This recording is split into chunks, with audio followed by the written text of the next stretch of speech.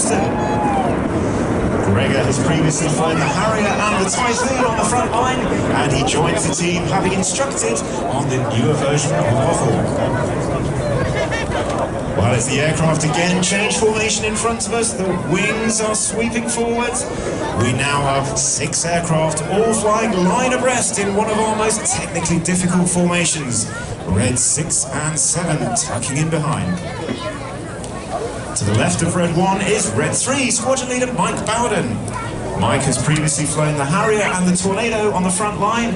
He's been a Hawk instructor and is in his 5th year on the team. In from the left-hand side, the colour smoke about to come on. It's time for Phoenix. I'll be here. Let me come up here. See him?